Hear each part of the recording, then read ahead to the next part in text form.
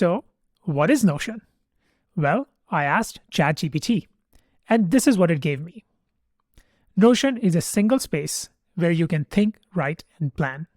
It's a tool to capture thoughts, manage projects, or even run an entire company and do it exactly the way you want. I must say it's pretty accurate. So let's break this down. On a day-to-day basis, we are working with several different applications. We have apps to take notes, or the simple note-taking application in your computer or your phone. We have some applications we use for documents, for example, Microsoft Word or Google Docs. Then we have some applications for managing our projects, such as Asana or Monday.com.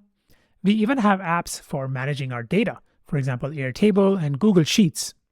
Then we use an app or two for personal productivity, for example, Todoist or Journey. And finally, we have several miscellaneous applications to manage various aspects of our life, including our health and fitness, for example, MyFitnessPal, as well as tracking which books we are reading, for example, Goodreads. And over time, these number of applications have only gone up. There is an app for everything. And honestly, this leads to a bit of a clutter and information disorganization. To say the least, things are all over the place. Well, that's exactly where Notion comes into the picture. It allows you to do all of these things and do them exactly the way you want. Just like the definition from ChatGPT had mentioned, a single space to think, write, and plan, and do it exactly the way you want it. And if we further want to simplify this definition, all you have to remember about Notion is that it's a tool to build your own tools. And on top of that, it is versatile, intuitive, customizable, collaborative, organized, innovative, efficient, and pretty comprehensive, as you can see. While all this flexibility is great, it can also become counterproductive if there are no guardrails and constraints in place. And that's why I like to say, with great flexibility comes the great need for strategic organization. We want all these tools and technology to make us more productive, not the other way around. So how do we do that in case of Notion? Well, that's exactly what we are going to cover next. We started this module by discussing what is Notion. It is a tool to build your own tools, which comes with a great amount of flexibility. And as I mentioned, with great flexibility comes the great need for strategic organization. So our philosophy is going to be to leverage the flexibility that Notion has to offer, but at the same time, not get too carried away such that it becomes counterproductive. In order to find this balance, we are going to use the second brain system as our inspiration. Now, that being said, you don't have to use the second brain system if you don't want to or if you don't like it for whatever reason. Everything covered in the rest of the course will focus on how to use Notion no matter what kind of system you want to build. The second brain system will only act as the backdrop. And with that, we are ready to roll up our sleeves. All right, welcome to Module 2, Navigation, Building Blocks, and Pages. Our first lesson is navigating the Notion interface. In this lesson, I will show you around Notion's user-friendly layout, helping you get comfortable with its features and tools. You will learn how to navigate around Notion effortlessly, making your experience smoother and more productive. All right, so it is time to leave the slides behind and move to the Notion workspace. And for now, I'm going to stick to the browser. You can, of course, use the Notion app downloaded on your computer, but either way, you're going to get the same experience. And here I am on notion.so/onboarding. This is the page you're going to land on when you first create a new Notion account or add a new workspace. Now, as soon as you land on this page, it is going to ask you a simple question, which is how are you planning to use Notion? And what it does is, based on the option you select, it is going to add a few templates that align closely with the option that you just selected. But to be honest, it doesn't matter which one you select here, because no matter which templates it adds, we are going to delete them all and build our own from the ground up. So for now, I'm just going to stick to for personal use and click on continue. It is going to take a second and set up our new Notion workspace. Okay, so here we are in a brand new Notion workspace. And this one keeps evolving, to be honest. Like every time I create a new workspace, I see some new stuff. So what might be slightly different than what I'm seeing here while at the time of recording, but it's all the same stuff behind the scenes. And we are going to, as I said, delete all of this stuff anyway. We will be starting from a blank canvas. This itself over here is also a new feature where it says clear templates. We didn't used to get this option. We had to manually go and delete all of these things ourselves. But now we can easily just click on the clear templates button and get rid of all of this and start from scratch. But if you want to explore these templates, that's totally fine. These are some little tools and utilities that Notion has set up based on popular demand and things that people are using Notion for. So it's not a bad idea to explore them just to get some inspiration. But as I said, we won't be using any of this and we will be building our own. So I'm going to go ahead and click on clear templates. And by the way, even if I clear the templates, you can still get some pre-made templates from this option over here, which we will talk more about in a later video. And then last thing I want to do is, even though I cleared everything, it still leaves this getting started page here. So I'm just going to select it all and delete it. And I'm even going to select the title and delete that as well. So now we are truly at a blank canvas. We cannot delete stuff from this space anymore. Everything that we see here will stay here. Okay, so now that we have a blank canvas, let's talk about what all we have on our screen. So on the left side is what's known as the sidebar. So this is where all the different settings, your search bar, your option to add a new page, and then some links such as templates and trash and so on and so forth reside. Pretty typical setup. Think of it like a menu in your typical software application. In some applications, it is up top. In some applications, it's on the left. In some applications, it's on the right. Notion chose to put it on the left, but nothing that can be done about it. But what you can do is, if you want to just focus on the page that you're working on, you can hide it. You can go here and click on close sidebar, and then it disappears. And you can also use the keyboard shortcut, which on a Mac is a command and the / key, which is going to show or hide this sidebar. So I'm going to keep it open for now, as we might be using it to discuss other things. And next up is the search feature. And this honestly is going to become the most used feature in the sidebar. And I also encourage you to remember the shortcut to pull up this feature, which is on a Mac, it's a Command K. On Windows, I imagine it's going to be Control K. The reason it is going to become the most used feature is because over time, the number of pages that you have in your sidebar is going to grow. And then it will be very hard for you to go through each page one at a time just to find exactly what you need. So the easiest way to navigate becomes the search feature. Honestly, more than search, it is a navigation feature. So all you have to do, as I said, is hit Command K on your keyboard and start typing the name of the page that you're looking for. For example, down the road, we might have a projects page and we're going to just type project. Of course, there is no result for this just yet, but once we have that page, it is going to appear here and it'll be very easy to click on that page and jump to that page quickly. You don't even have to use your keyboard. You can just navigate through the arrow keys, hit enter, and jump to that page. This is going to work very similar to how the search and navigation feature works within Slack, if you're familiar with that environment. So that's the search feature, and make sure to remember the shortcut, which is a Command K on a Mac and Control K on a Windows. There's nothing happening right now, but this is where any updates related to your pages, especially when you start collaborating with other people, will start to appear. Then finally, we have settings and members. So when you click on this, it opens up this pop-up where you can see all the settings related to your Notion account. Pretty typical setup. You can decide what notifications you want to get. You can click and see some stuff about your account, for example, two-step verification, password, so on and so forth. And then you can also see if you choose to add some collaborators to your space who all has access to your Notion space, and so on and so forth. So things of that nature, and all of that resides under the settings and member pop-up. Okay, the next up is new page. As the name suggests, we are going to click on this whenever we want to add a new page to our Notion workspace.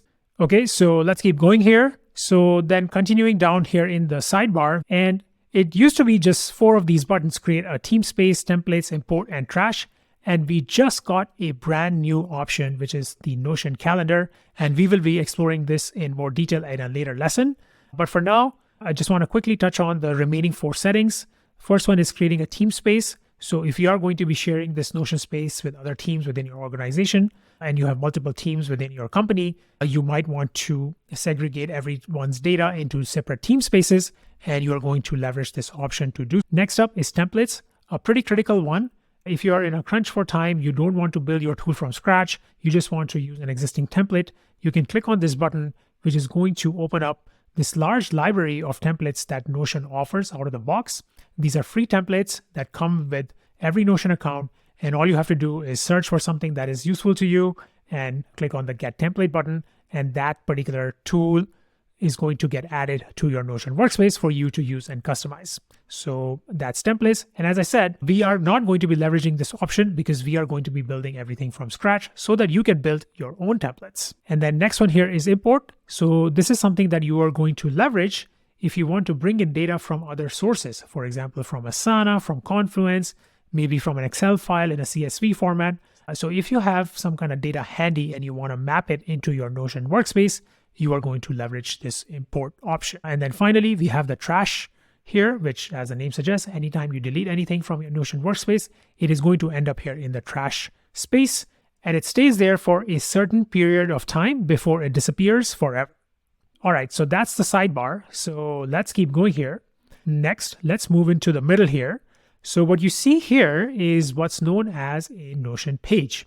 And what you can do with this page is, first of all, give it a title. So currently it is untitled, and I'm going to name it our first Notion page. And this title can be anything. Basically, you're reflecting what this page is all about. And then it is going to give you some options as to what do you want to do with this page. So for now, I'm just going to select, I just want an empty page, and I'll take care of the rest myself. Very good. The other thing you can do with every Notion page is give it an icon and add a cover to it. So let's go ahead and add a test icon. By default, it is going to select an emoji randomly, but you can click on that emoji and select something that makes most sense for this particular page. You can also remove it if you don't want one, but just for aesthetics, I always like to add one. And I like to use the icons option more than the emojis option because that way I can standardize the look and feel of my Notion space. I'm going to change the color to black.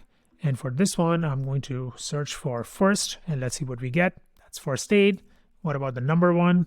Nothing like that. That's fine. So let's just go with the flight because we're taking off. Why not? And then finally, you can also add a cover to the page. And if you click on that, again, it is going to pick a cover randomly. And you can always click on the change cover button and change the cover to the one of your liking. Similar to the icons and emojis, you can either pick one from the available gallery or you can upload one from your computer. You can even give it a link if you have an image available online or search through the Unsplash library. This one is pretty handy in case you want to search for a very specific topic. For example, I will say keeping the theme of the first page, type first, and it is going to show me some images related to that keyword. And I'm going to select the first one here just to show you how this works. Once the image is added, sometimes you will notice you're actually not seeing the important part of the image. So in that case, what you have to do is click on the reposition button and then drag the image until you see the part of the image that you are interested in displaying for that particular page, and then click on Save Position. So this way it will remember which part of the image you want to display on this particular page. So let's keep going here. In addition to the setup here, you will see a bunch of settings related to this page on the top right. For example, you will see when was a page last edited, if you want to share the page, if someone comments on your page, especially when you start collaborating with other members, the revision history of the page. You can even bookmark the page as favorite. When you click on that, it appears under the favorites section of the sidebar. And then finally, if you click on the three dots menu on the top, it will show you a large menu with a bunch of different settings that you can do to this page. For example, you can change the font, you can change the font size, you can make the page full width or keep it the way it is, which is center aligned, and so on and so forth. You can even log the page, you can copy the link to the page, and you get the idea. There are a bunch of different settings that you can do to this particular page.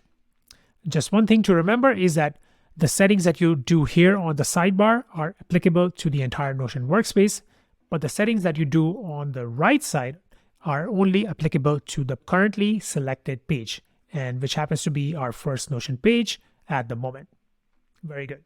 Okay, so that's the page settings. And then finally, we get to the canvas where we are going to be adding all the stuff we want to add to our Notion workspace or this particular page. But before we can do that, before we begin adding stuff to the page, I want to introduce you to a very critical concept when it comes to working with Notion. And that is the concept of Notion blocks. But we are going to stop here for this lesson, and we are going to discuss Notion blocks when we come back. All right, welcome back.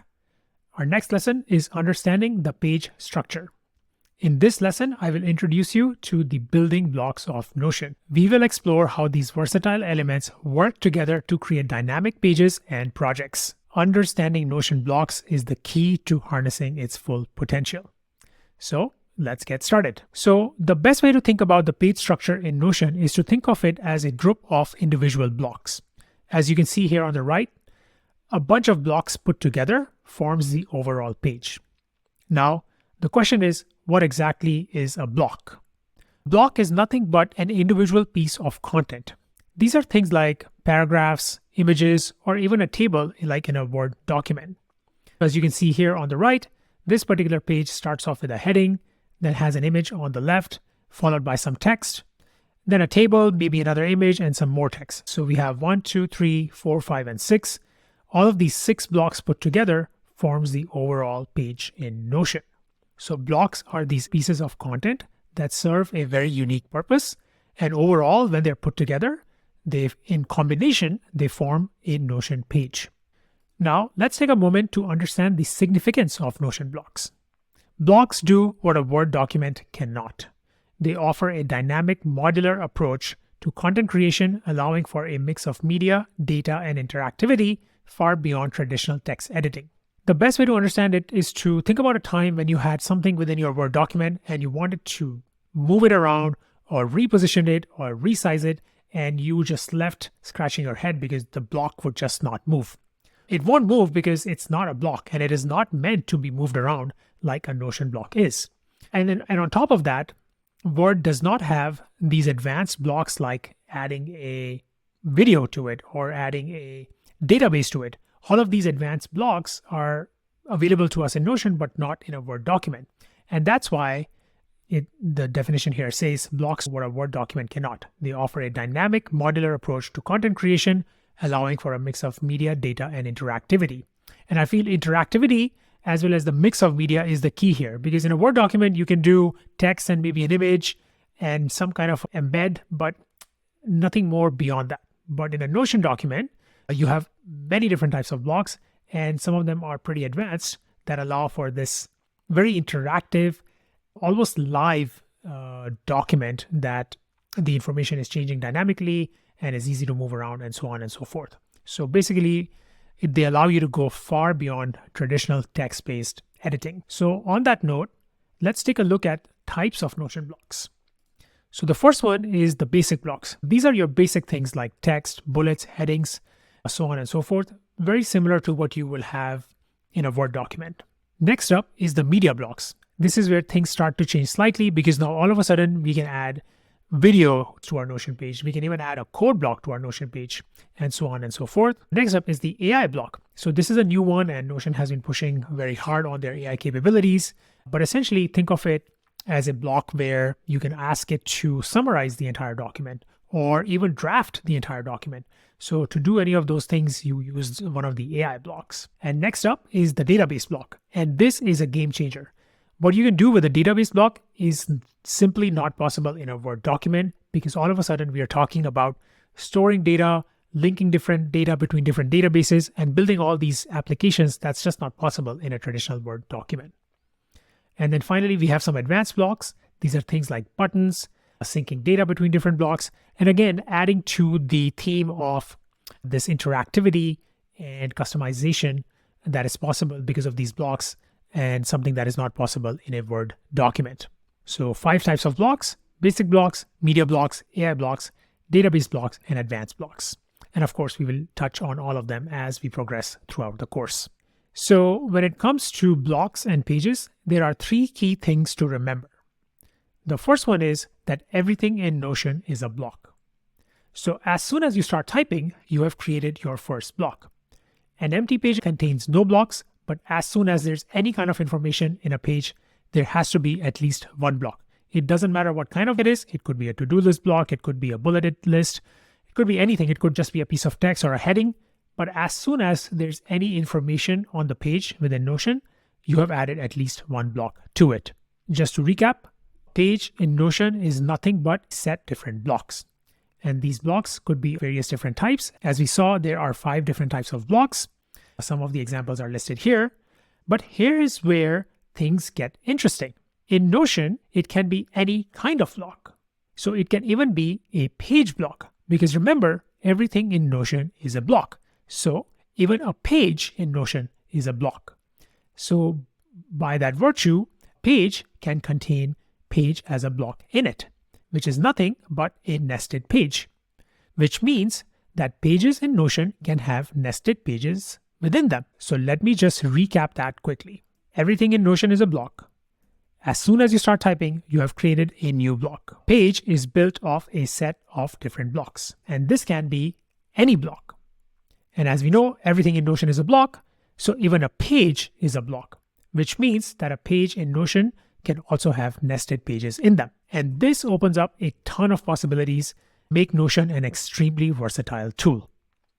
And if we continue down that road of nesting pages, now we are looking at a page within a page, and we can continue down forever. And by the extension of this argument that everything in Notion is a block, we can say Notion itself is a set of different blocks, which can of course be of type pages or anything else. And that is what makes Notion the flexible tool that it is. So remember, everything in Notion is a block. And the second thing to remember is that Notion blocks can be nested.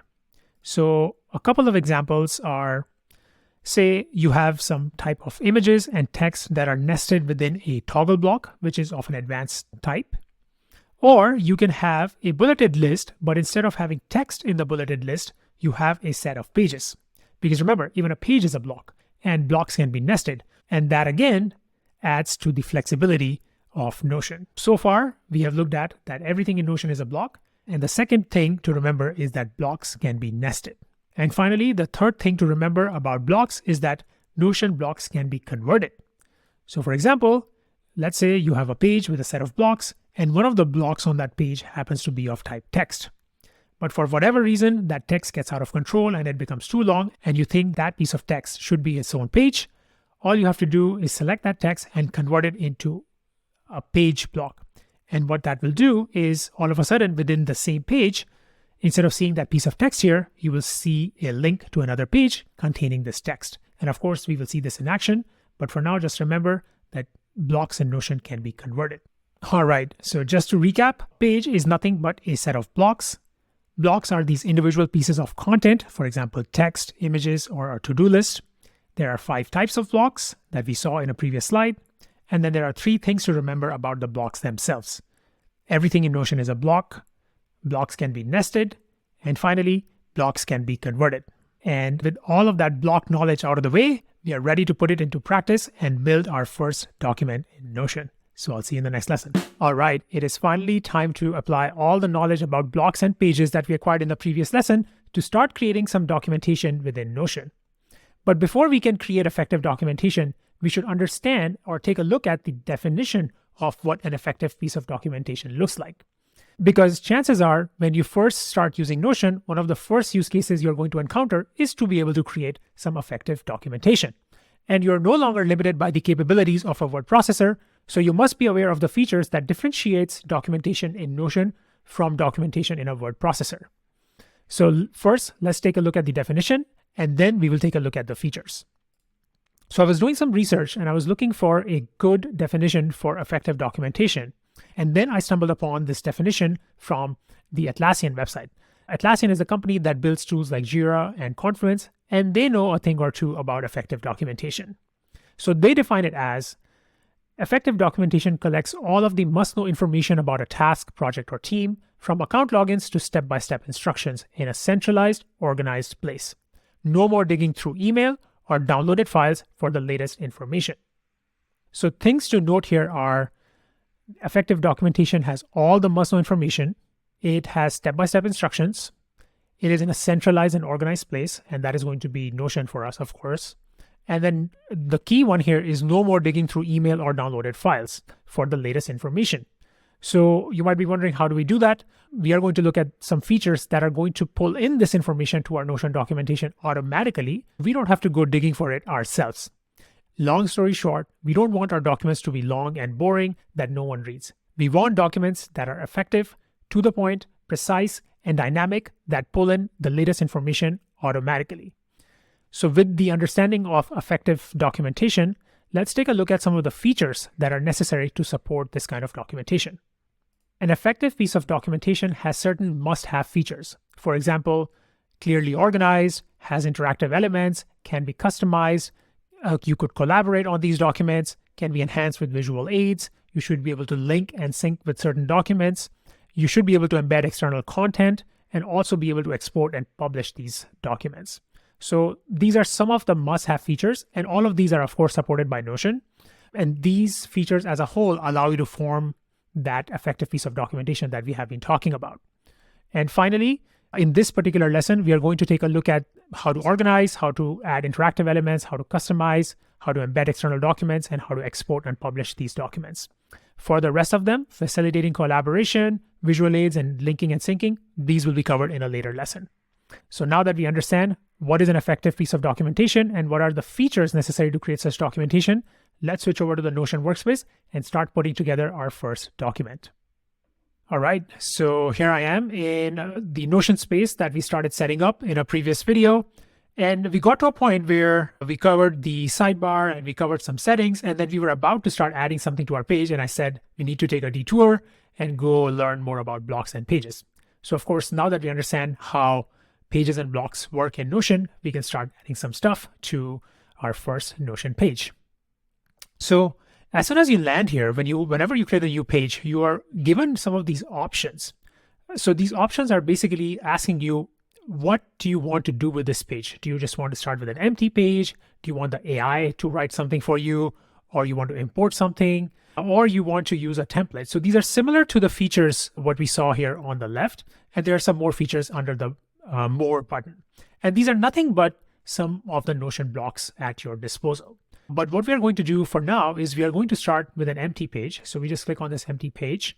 And then what you can do is, of course, you can start typing because it is a document. And the first thing you would do in a document is start typing. So I'm just going to add, this is our first document in Notion, right? So, and remember, I said, as soon as you add something to your page, you have added at least one block. So how do we know that this is a block? Wherever you have added something, just hover over it, and on the left of it, you will see the 6 dots appear. So whenever you see these 6 dots, and this is something unique to Notion, but then has been rephrased. And this is something that Notion started using, and then some of the other tools have followed suit as well. But essentially, whenever you add anything to your page, you have created your block. And the way to confirm that this is a block is by hovering over this piece of text or whatever you have added to the page. And when you hover over it, you will see these 6 dots appear. And when you click on these 6 dots, you will get a menu which is associated with this particular block. So what I call this is the 6 dots menu. And what I call this over here on top is the 3 dots menu, just to differentiate between the two.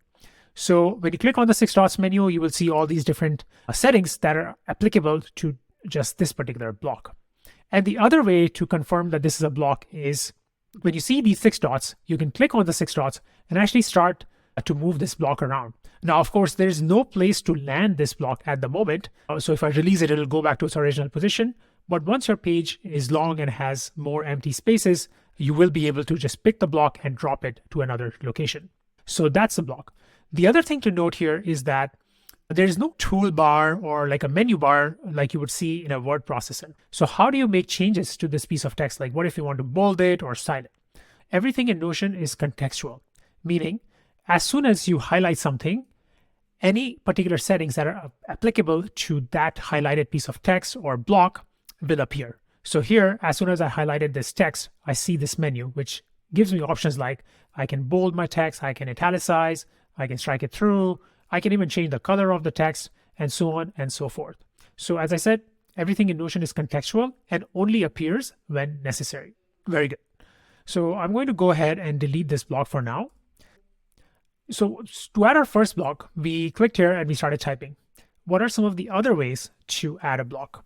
So of course, to create our first block, we just started typing and that piece of text just became a block. But what are some of the other ways to add blocks to Notion? Because remember, everything is centered around blocks, so there has to be a convenient way to add new blocks to our page.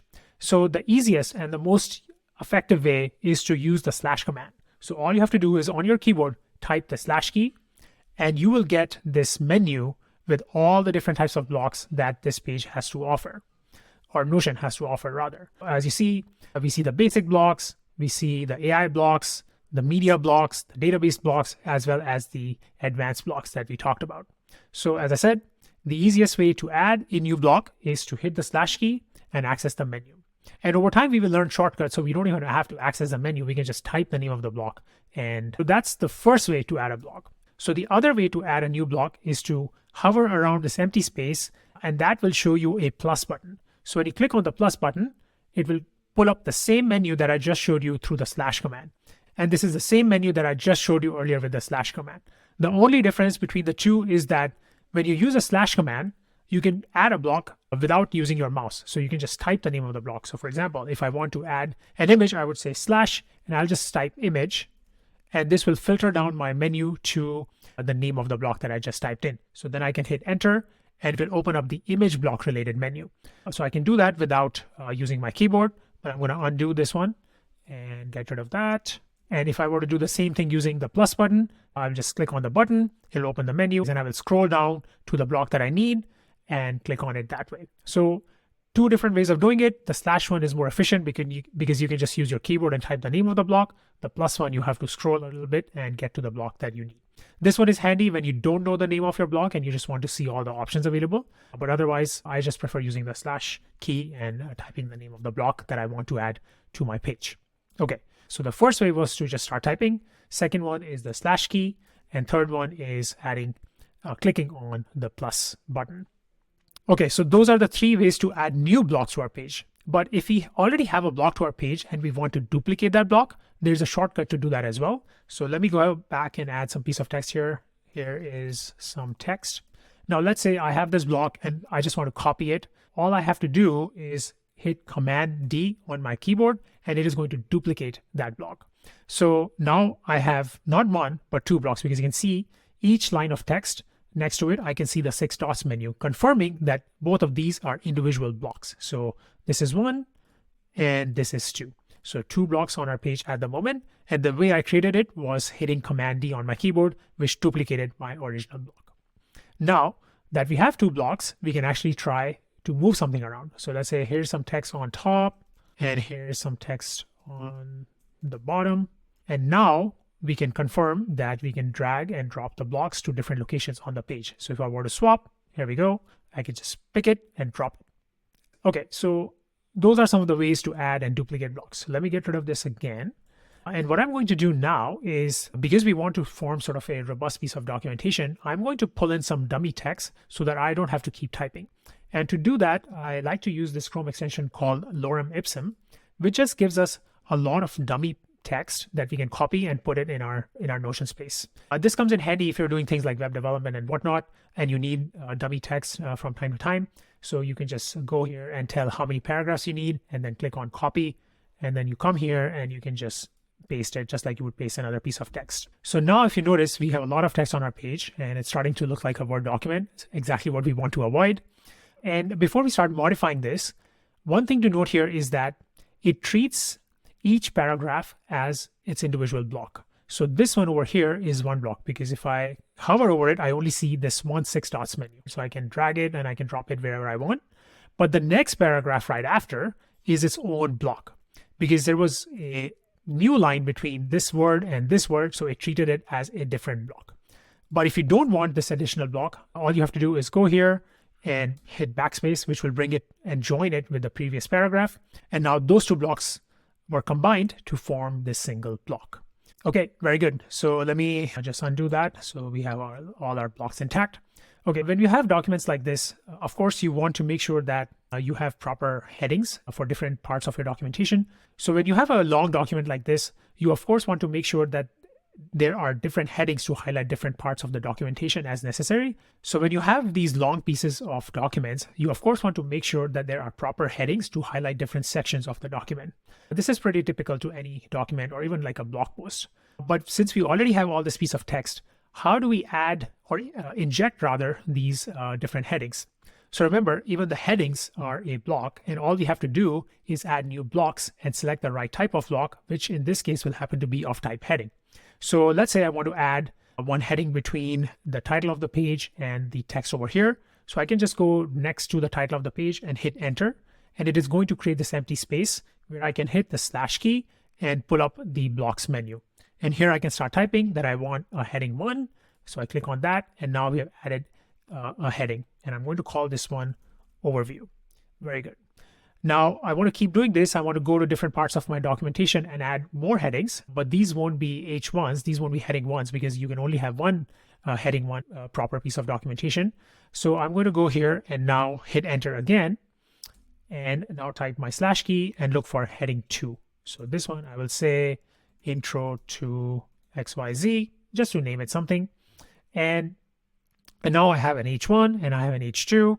And the other way to add that is, instead of hitting enter, I can click on the plus button here, which will add an empty space next to the block and pull up the menu by default. So again, I'm going to select heading 2 here, and I will say deep dive on documentation.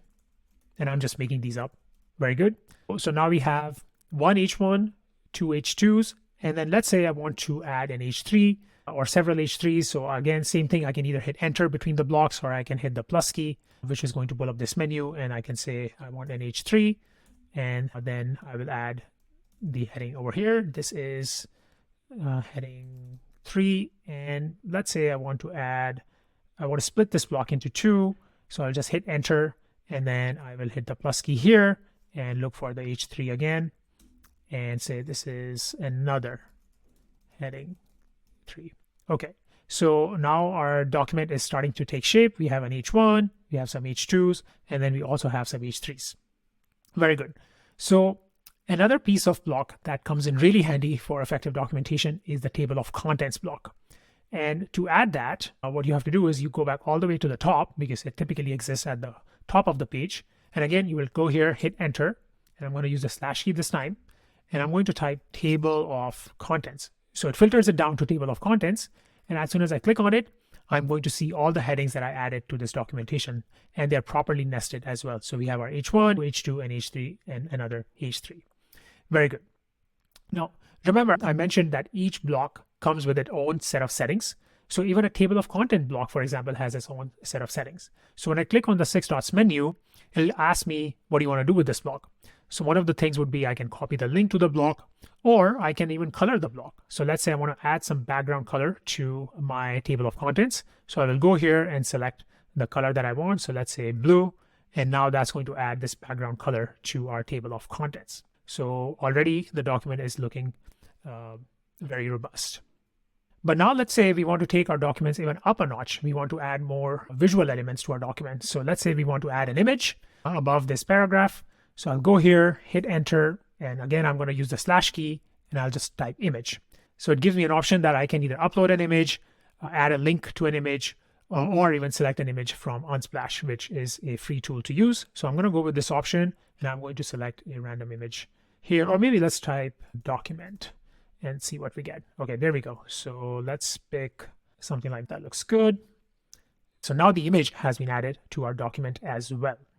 Now, just like any other block, image has its own set of settings. So as you can see here, it asks you like how you want to align the image. So you can say I want it to be on the left, or I want it to be on the right. And this one is more effective if the size of the image is a bit smaller. So now if I say I want it to be aligned on the left, it'll go on the left. And what I'm going to do now is I'm just going to make this image full width for now.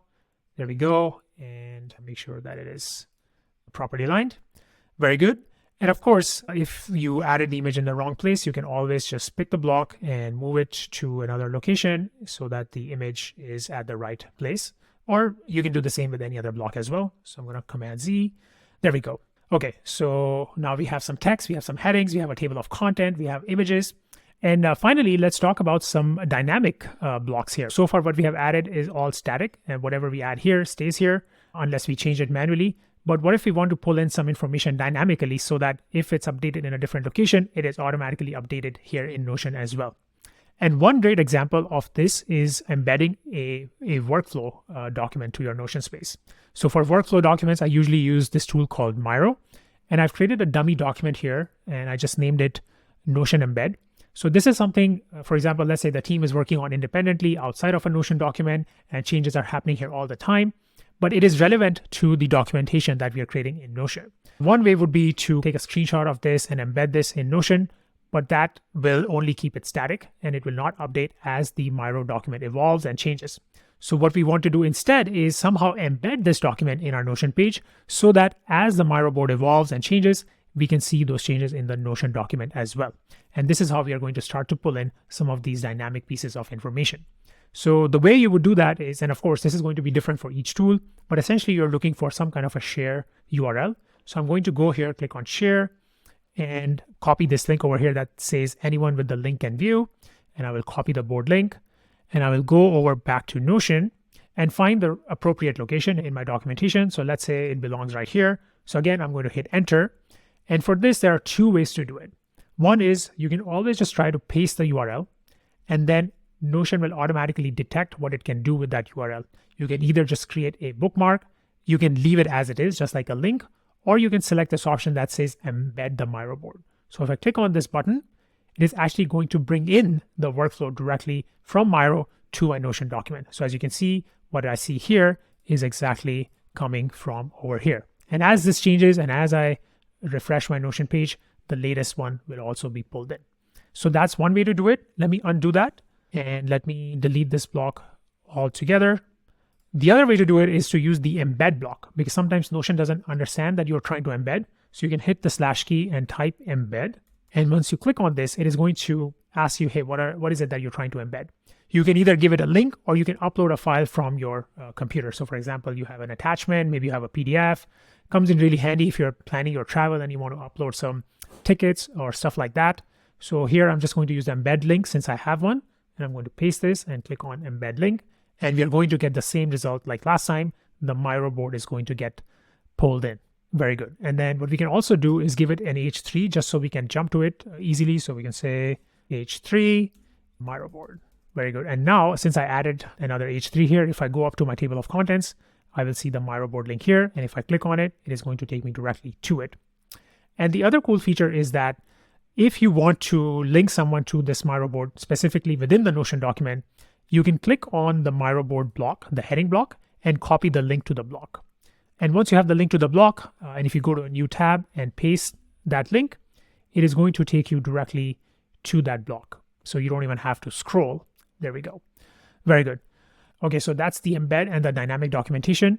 And then the last piece I want to show before we wrap up this session. And of course, there's so many other blocks that we haven't even explored yet, but we will explore as the course progresses. This one was just to give you an idea of how to build a document here. But before we wrap up, the last one I want to show you is something known as the toggle block. And this is something that is not available in a typical word processor and is heavily used, especially in my documentation. So let's find a good spot to add this. So let's put it at the top. And let's say there's a set of instructions that I want to provide to whoever is reading this documentation, but they don't necessarily have to be visible all the time. So what you would do is, again, hit enter, and this will create the space to add a new block. And this block is called a toggle block. So when I click on this, it is going to ask me to give this block a name or some kind of a heading. So this will typically entail the instruction. So I'll say, read this before you start, right? So then, and then I can also say, click to open. So people know exactly what to expect. So now when you click on this, so now remember, this is a block. And remember, blocks in Notion can have nested blocks within them. So we created the toggle block, but now once we open it, we get the same features that we get in the main document. We can again hit the / command and create a text block. And we can say, these are some instructions for you to read. And now when I collapse this toggle, the instructions go away. When I click on it, the instructions appear again. And I can do anything. I can even add an image here if I wanted. Anything can go in a toggle block because blocks are nestable. So let's add an image here. There we go. And now when I collapse it, everything is gone. It's all hidden behind this toggle block. And just to make it stand out, what you can also do is you can give this block a color. So I'm going to give it a red because it's something important. And there we go. So now when you come here, you see your table of contents, this piece of text that says read this before you start. You can toggle to see it, collapse it, it goes away, and then you continue with the rest of the documentation, including some dynamic pieces that are coming in from another source. I hope you get an idea of how to build a document within Notion. Of course, this is just the beginning. This is just the basics, but hopefully enough to get you started with creating your own documents. So we will stop here for this one. And when we come back, we are going to take a look at how to link these documents to other documents and also sync information between them. So I'll see you there. Thanks for making it all the way to the end of the video. If you like this video, don't forget to give it a thumbs up. And if you'd like to access the full course, you can look for the link in the description below or on my website, nocodeuniversity.net. I'll see you in the next one.